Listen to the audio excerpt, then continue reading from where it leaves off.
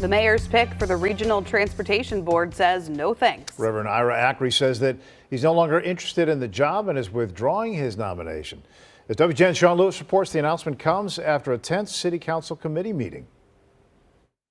Well, good evening. There are two different pictures being painted about the nomination of the Reverend Ira Acri to the RTA board. The only two aldermen who opposed it say it was about qualifications and preparation. Well, today, Acri painted a different picture while offering a different viewpoint and withdrawing his name from consideration. So I want to thank you all for being here today. Inside his spiritual home, Reverend Ira Acri, long a voice for Chicago's West Side, says he will not lend his voice to the Regional Transportation Authority Board, which oversees the CTA, Metra, and PACE. It's truly a breath of fresh air. Acri, who supported Mayor Brandon Johnson's bid for office last year, was nominated by Johnson to serve on the RTA board, a position that pays $25,000 a year. I'm Reverend Ira Acri, and I'm humbled to appear.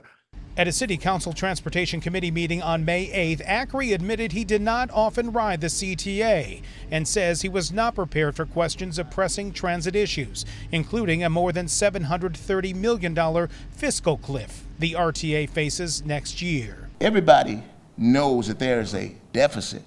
Everybody knows there's a fiscal cliff. Did I know the specifics? Whether it was 600 million or 800 million, 675 million, I did not know that.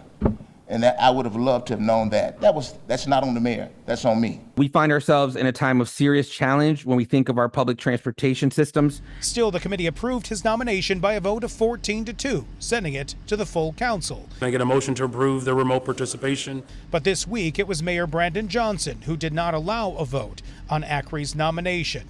Acri says he does not blame the mayor, but the aldermen, Scott Waguespack and Andre Vasquez, the only two aldermen who voted against his appointment in committee. They were playing the gotcha moment, and you can ask any kind of questions when you have the manual. It wasn't a gotcha situation. And Alderman Vasquez says he met with Acri before that meeting. I said, look, I'm sorry, because this has nothing to do with you, really, so I'm going to show you everything that I'm going to say. Here's the questions I'm going to ask, just so you don't feel like you're getting caught off guard, because that's not our goal. We have a huge deficit of leadership. The other no vote from Scott Waguespack came not because of any matter of race, he says. It was the administration not preparing Acri ahead of time. The fact that he didn't have a conversation with the mayor and that the mayor could not, over the last couple of weeks, articulate what the goals for the administration are with the RTA. You know, it really falls on the fifth floor and the Johnson administration, and I think that's where the fail is. Acri says he will continue to fight, just not on the RTA board.